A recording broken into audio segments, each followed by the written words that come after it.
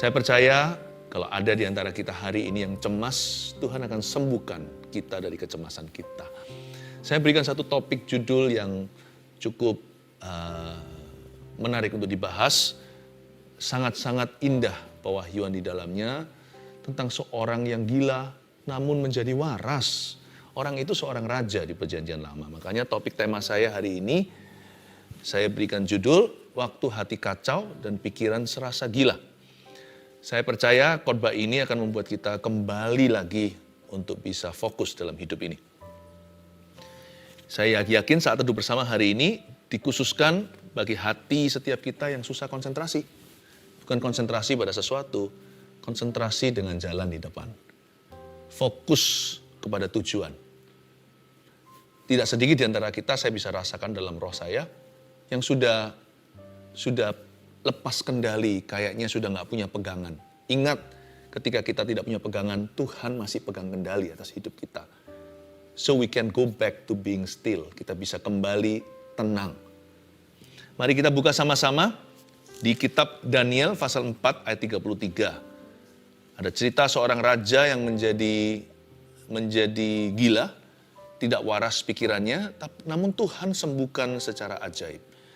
Ayat 33 langsung saja, pada saat itu juga terlaksanalah perkataan itu atas Nebukadnezar. Dan ia dihalau dari antara manusia, dan makan rumput seperti lembu, dan tubuhnya basah oleh embun dari langit, sampai rambutnya menjadi panjang seperti bulu burung Raja Wali, dan kukunya seperti kuku burung. Ini kan orang sakit jiwa. Sedikit background latar belakang, bahwa Nebukadnezar itu tiba-tiba aja jadi begitu. Karena dia menyombongkan diri terhadap langit. Dia memegahkan diri terhadap Allah. Ia namanya Raja Adikuasa zaman itu, Raja Babilonia. Orang ini very powerful dan berwibawa. Tiba-tiba aja dia kehilangan pikirannya yang waras. Apapun penyebab hari ini hati kita kacau balau, baik itu kesombongan atau tekanan, pokoknya kalau kita sudah melewati batas-batas normal, hati kita rasanya sudah hilang di dalam tubuh kita, Tuhan masih bisa kembalikan. Tidak ada kata terlambat, tidak ada yang namanya terlalu jauh yang Tuhan tidak bisa susul, lalu Tuhan tangkap kembali. Nebukadnezar menjadi seperti hewan.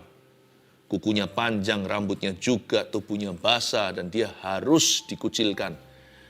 Dia akhirnya diisolasi mandiri, karena sebagai kepala negara, dia akan mempermalukan bangsanya. Nah sekarang kita melihat ayat 34, apa yang terjadi padanya setelah itu. Tapi setelah lewat waktu yang ditentukan, aku Nebukadnezar menengadah ke langit, dan akal budiku kembali lagi kepadaku. Lalu aku memuji yang maha tinggi, dan membesarkan dan memuliakan yang hidup kekal itu, karena kekuasaannya ialah kekuasaan yang kekal, dan kerajaannya turun-temurun. Semua penduduk bumi dianggap remeh. Ia berbuat menurut kehendaknya terhadap bala tentara langit dan penduduk bumi, dan tidak ada seorang pun yang dapat menolak tangannya dengan berkata kepadanya, apa yang kau buat? Pada waktu akal budiku kembali kepadaku, kembalilah juga kepadaku kebesaran dan kemuliaanku untuk kemasyuran kerajaanku. Para menteriku dan para pembesarku menjemput aku lagi. Aku dikembalikan kepada kerajaanku, bahkan kemuliaan yang lebih besar dari dahulu diberikan kepadaku. Jadi sekarang aku, Nebukadnezar, memuji, meninggikan dan memuliakan Raja Sorga, yang segala perbuatannya adalah benar, dan jalan-jalannya adalah adil, dan yang sanggup merendahkan mereka yang berlaku congkak. Sekali lagi ingatkan temanya, waktu hati kacau dan pikiran serasa gila. Belum gila sih, kalau yang ini gila sungguhan. Tapi hidup kita sudah merasa demikian. Berapa orang di antara kita hari ini merasa, aduh, sudah putus asa, bahkan kecewa. Hati kita itu udah kacau balau di dalam diri kita. Udah susah untuk tenang. Dan juga sulit untuk berdoa. Kalau kita mau ngaku ya, tidak sedikit di antara keluarga saat teduh hari-hari ini mengalami pergumulan dan tekanan sampai titik di mana sudah nggak bisa lagi berseru kepada Tuhan. Mau doa itu udah susah untuk berdiam diri. Mau baca Alkitab itu tergesa-gesa dalam hati, terburu-buru. Kita membacanya begitu aja nggak dapat apa-apa. Tahu kenapa? Karena hati kita lari-lari. Kita nggak bisa mikir satu hal gitu. Karena terlalu banyak hal yang dipikirkan. Sehingga sudah di luar batas, sudah masuk ke kategori overthinking. Orang yang overthinking sudah nggak bisa lagi ditangkap. Satu hal apa yang menjadi penyebabnya? Segala sesuatu sama-sama krisisnya. Setiap situasi, semua yang kita hadapi kritis semua. Kalau ditanya problemmu apa, nggak bisa tunjukkan salah satu. Ya pokoknya banyak. Aku ini bermasalah, semuanya problema. Sebutkan satu dulu, nggak bisa. Udah saking paniknya. Ini namanya panic attack. Siapa bilang panic attack itu hanya bisa kita alami waktu malam hari, waktu kita mau tidur. Ada pula orang-orang yang seharian panicking. Sepanjang hari around the clock. Dari pagi sampai malam kembali pagi lagi itu hatinya panik. Lama-lama kalau begitu ya, pikiran kita bisa nggak waras loh. Meskipun nggak sampai sakit jiwa, tapi pikiran kita sudah nggak tertib. Udah nggak bisa berbuat apa-apa. Dengan kata lain, kita sudah dilumpuhkan dari dalam. Bagaimana caranya kita kembali tenang? Setelah Nebukadnezar gila, mari kita pelajari kuncinya. Ayat 34. Tetapi setelah lewat waktu yang ditentukan, aku Nebukadnezar menengadah ke langit. Itu dia. Menengadah ke langit, matanya tertuju ke Tuhan. Kalau kita nggak bisa pinpoint, tunjukkan satu hal apa yang menjadi duduk permasalahan, karena semua masalah kita itu sama seriusnya, kita bisa mulai dengan Tuhan. Mau solve problema, mau selesaikan masalah, jangan matanya tertuju ke masalah. Matanya tertuju pada Tuhan Yesus dulu. Menengadahlah dia ke langit dan akal budiku kembali lagi kepadaku. Bukan hanya dia menengadah, tapi akal budinya kembali. Dia mulai dengan satu hal dulu yang dia pikirkan. Saya nggak tahu pasti kira-kira apa yang dipikirkan Nebukadnezar detik ketika dia waras ya. Mungkinkah dia melihat, loh kukuku kok panjang? Loh kok aku kok telanjang? Kenapa rambutku gondrong begini? Kenapa aku bau? Saya nggak tahu dia mikir apa. Kalau dia mikir begitu, mungkinan dia down lagi. Saya yakin waktu dia menengadah ke langit, dia melihat sesuatu, cuma nggak ditulis di sini. Mungkinkah dia lihat ciptaan Allah yang begitu indah dan dia ingat penciptanya? Mungkin yang pertama dia ingat langsung adalah, oh Tuhan, aku berdosa, maafkan aku, tolong terima aku kembali dan ampuni. Atau mungkin dia berkata, aku masih muda, gak harus aku berakhir begini. Tuhan tolonglah aku bangkit kembali. Mungkin yang pertama dia pikirkan adalah kerajaannya. Hal kesatu yang muncul dalam benaknya, waduh kerajaanku bagaimana? Keluargaku seperti apa sekarang? Aku udah tinggal berapa lama? Nebukadnezar begini bukan mingguan loh. Cukup lama. Apa yang pertama kali Anda pikirkan itu menentukan apakah Anda keluar dari masalah itu atau terjerumus lebih dalam. Tulis dulu poin nomor 1 sebelum nanti saya lanjutkan. Waktu hati kacau dan pikiran serasa gila ya, ini saran saya. Arahkan hati pada satu hal dan serahkan sisanya. Arahkan hati pada satu hal dulu. Apa itu terserah, misalkan Anda punya 1001 problema. Anda mulai dengan satu problem dulu bawa ke Tuhan. Peduli amat apakah problema tersebut yang terkecil atau terbesar. Pokoknya pilih salah satu, jangan pujasera. Janganlah buffet. Jangan grosir tapi retail. Jangan makan sepuasnya, pesan a la carte atau langsung dari menu mau nasi goreng atau mie goreng. Atau mau kuah. Pilih satu dulu, gandeng Yesus. Kalau satu itu solve, berubah trennya setelah itu mulai solusi. Dihitung-hitung kembali nanti ketika menoleh ke belakang, ternyata nggak 1001 kok, kita ini jago membesar-besarkan. Kita merasa sudah kiamat karena segala sesuatu yang kita alami itu buruk. Kiri kanan kulihat semuanya permasalahan. Tapi sebenarnya nggak seburuk dan seberat yang kau kira. Kalau kita bisa serahkan satu ke Tuhan, sebentar lagi kita bisa serahkan semuanya. Kuncinya di sini, tenanglah. Langsung arahkan matamu ke sorga, dan pilih satu case, satu kasus, satu isu, atau satu hal yang selama ini memberatkan hatimu. Mulai dengan itu dulu, dengan mata menengadah kepada Tuhan, carilah firman, masuklah hadirat Tuhan. Nanti lihat ya, rubuh tuh yang namanya tembok Yeriko dari kiri ke kanan. Mungkin dari kiri ke kanan atau kanan ke kiri, nggak ada masalah. Apa bedanya? Kalau sampai ada satu batu yang hancur, seluruh tembok sebentar lagi akan dihancurkan. Kuncinya terletak pada mulailah dengan satu hal. Lalu aku memuji yang maha tinggi ayat 34b dan membesarkan serta memuliakan yang hidup kekal itu. Karena kekuasaannya, ingat ya kekuasaannya. Ialah kekuasaan yang kekal dan kerajaannya turun-temurun. Jangan lupa. Yang menyerukan ini adalah orang yang berkuasa juga. Dia adalah raja adik kuasa. Nebukadnezar ini di bagian dunia sebelah sana, zaman itu dalam peradaban Timur Tengah, Nebukadnezar itu superpower. Tapi yang membuat dia gila adalah karena dia terlalu percaya pada kekuatannya sendiri.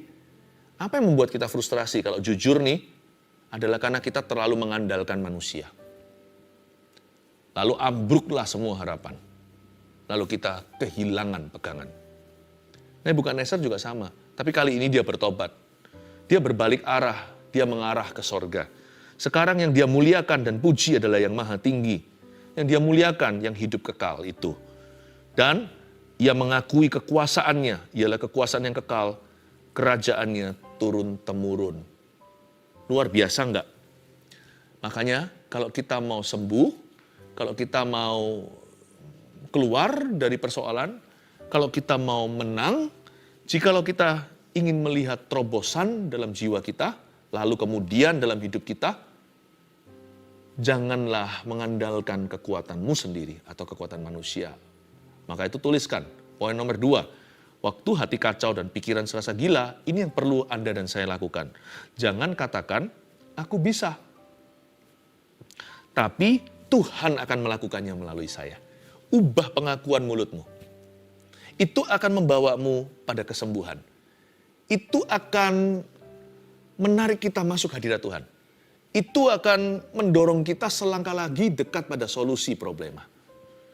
Jangan katakan, I can, aku bisa. Kecuali I can do all things through Him who gives me strength. Aku dapat, aku bisa melakukan segala perkara, menanggung segala sesuatu dalam Dia yang memberiku kekuatan atau kuasa. Jangan katakan aku bisa, tapi katakan Tuhan yang akan melakukannya untuk aku. Aku tidak bisa keluar dari hutang ini, memang iya. Tapi Tuhan akan melakukannya bersama dengan saya.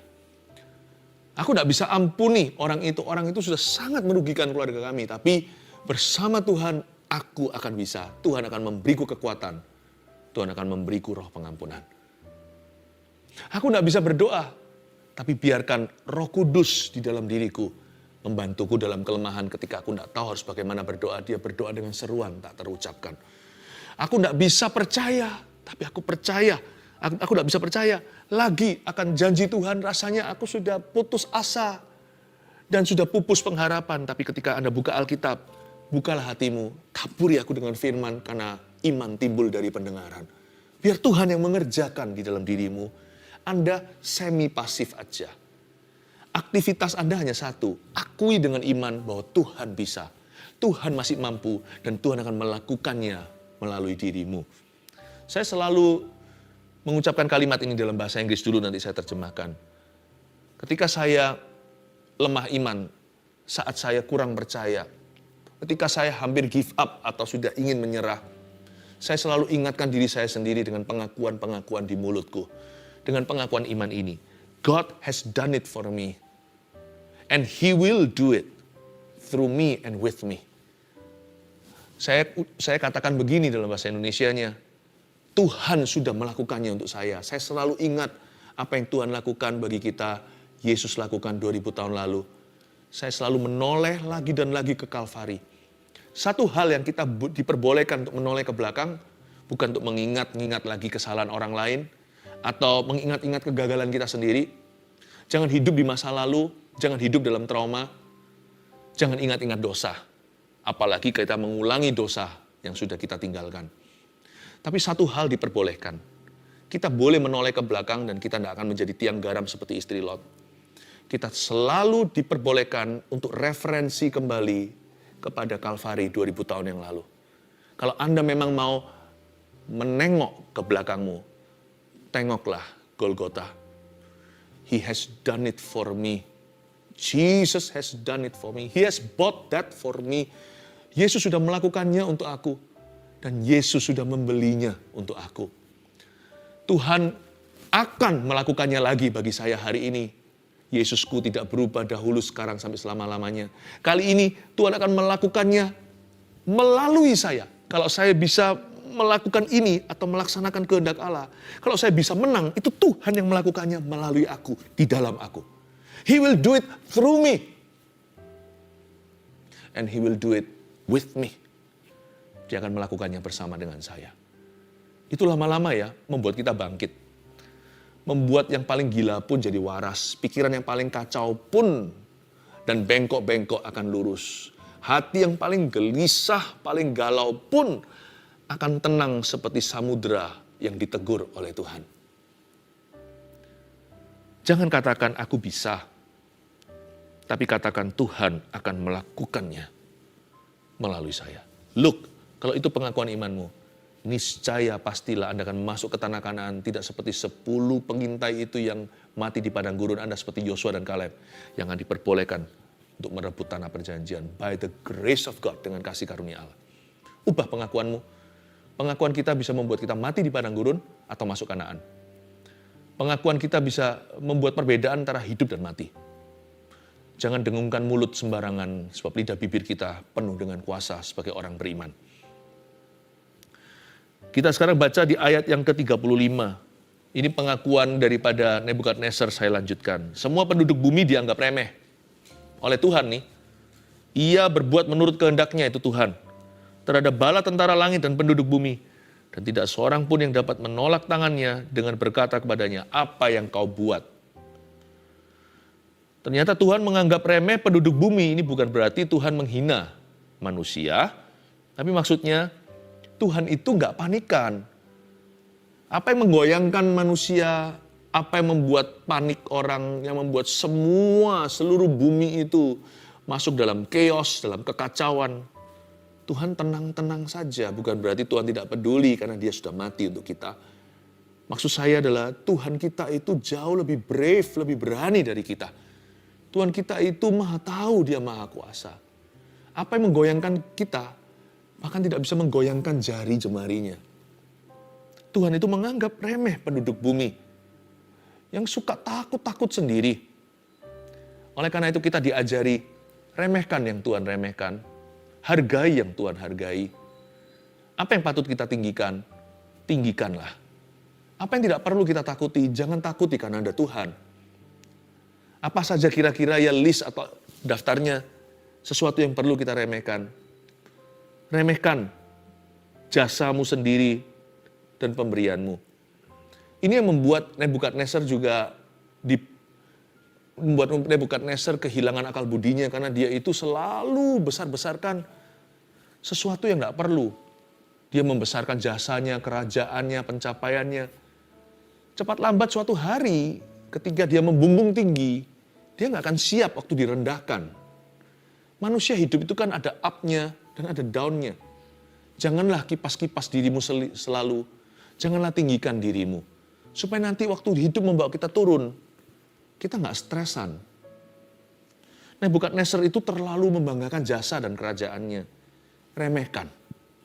Remehkan juga saat-saat ketika Anda dizolimi sama orang. Apa yang nggak usah dipikirin, nggak usah dipikiri. Ampuni saja. Ngapain sih kita bergulut dengan sesuatu yang Tuhan tidak suruh? Kenapa kita bergulat dengan memori-memori yang Tuhan bilang buang? Ketika kita itu disalahi, diperlakukan tidak adil, remehkan. Asal hati kita benar, dan kita serahkan ke Tuhan, kita responi segala sesuatu dengan firman, sudahlah, please do not mind, udahlah jangan keberatan. Kalau kita keberatan dengan perlakuan orang lain kepada kita, orang lainnya juga acuh tak acuh, tak peduli, tapi kita yang keberatan yang akhirnya penyakitan. Remehkan.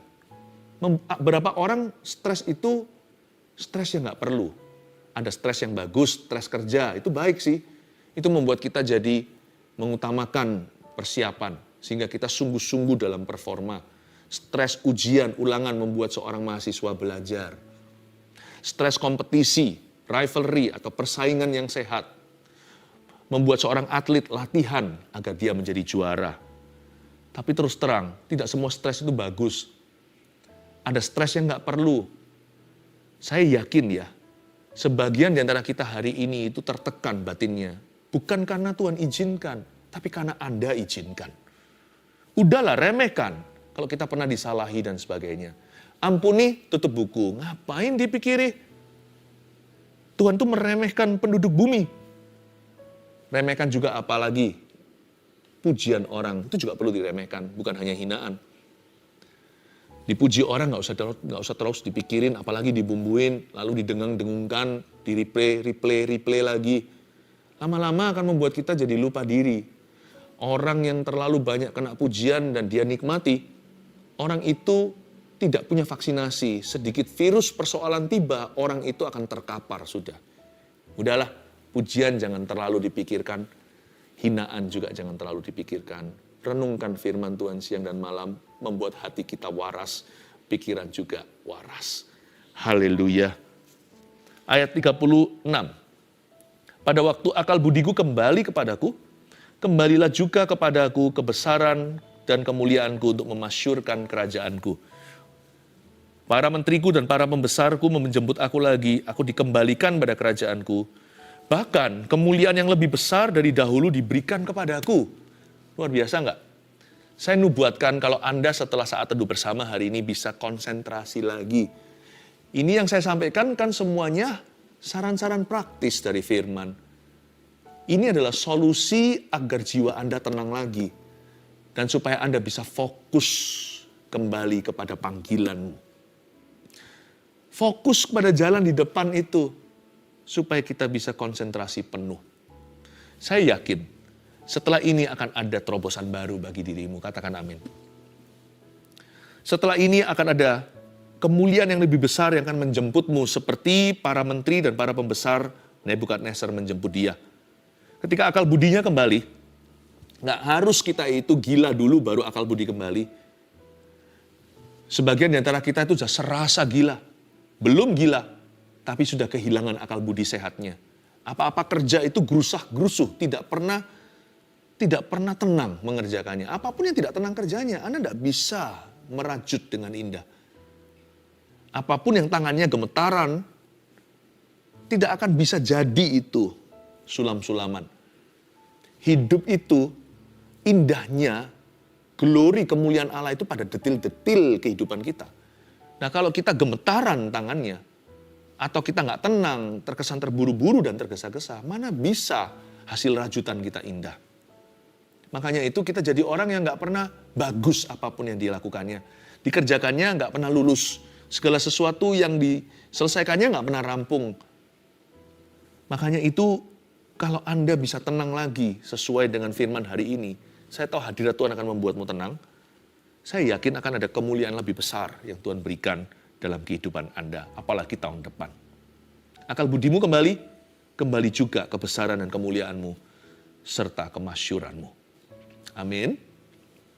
Jadi sekarang, aku Nebukadnezar, perhatikan ayat yang terakhir. Sekarang itu resolusi.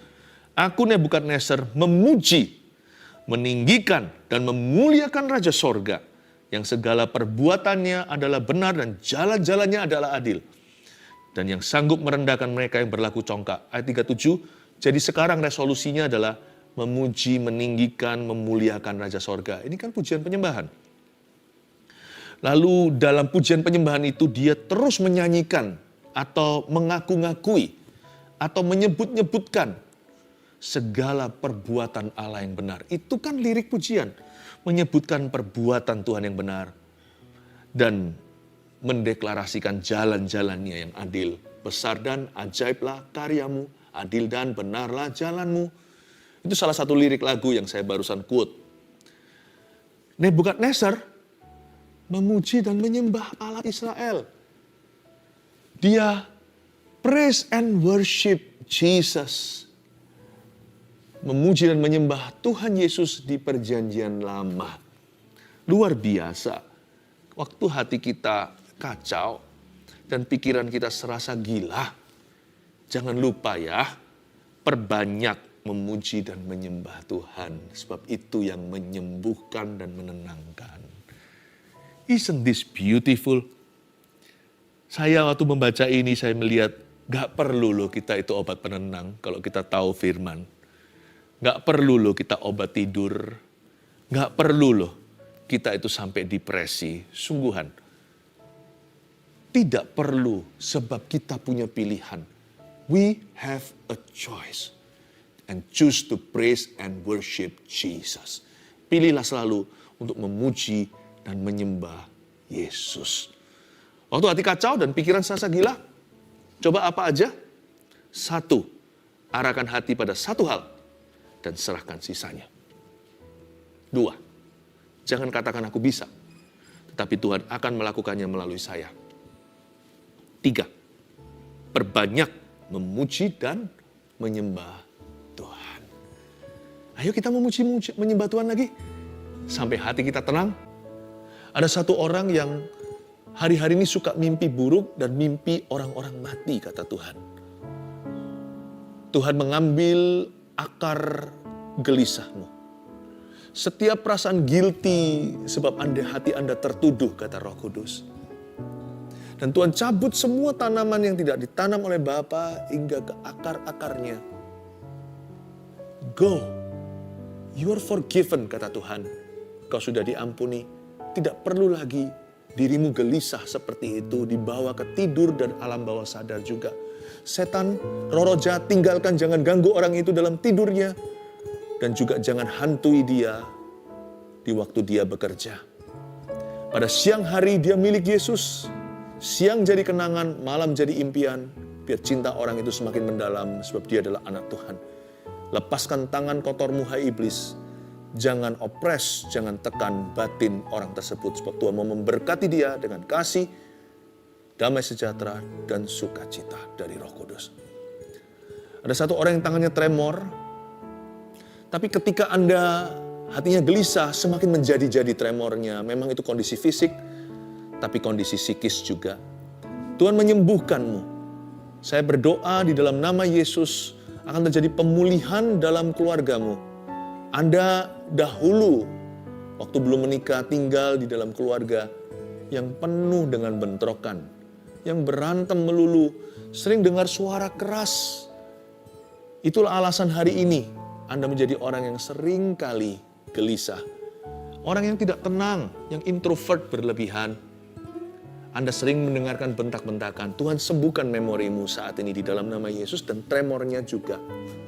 Tuhan sembuhkan tangan bergetar itu sehingga tenang. Sempat Anda pikir bahwa Anda Parkinson, tapi saya batalkan dalam nama Yesus semua kondisi sakit penyakit dan tenanglah jiwamu mulai hari ini. Mari ulurkan tangan kita ke depan, kita berdoa untuk setiap orang-orang yang telah berseru kepada Tuhan lewat live chat dan komentar. Tuhan Yesus, hamba-Mu ucapkan damai sejahtera turun atas setiap jemaat keluarga saat teduh. Tuhan, pegang pikiran orang-orang yang lari kemana-mana, hati setiap kami yang gelisah. I speak healing in Jesus' name. Dalam nama Yesus, tentunya akan ada jawaban doa. Serahkan semua kekhawatiranmu kepada Tuhan. Jangan cemas tentang apapun juga. Jangan khawatir tentang sesuatu. Berdoalah. Serahkanlah kekhawatiranmu. Dan panjatkan doamu dengan ucapan syukur. Sebab Tuhan akan membiarkan damai sejahtera itu untuk menjaga hati dan pikiran dalam Kristus. Terima kasih Roh Kudus, Engkau ada di sini, Engkau menjamah setiap kami, dan semua orang Kau bebaskan. Dalam nama Yesus, amin.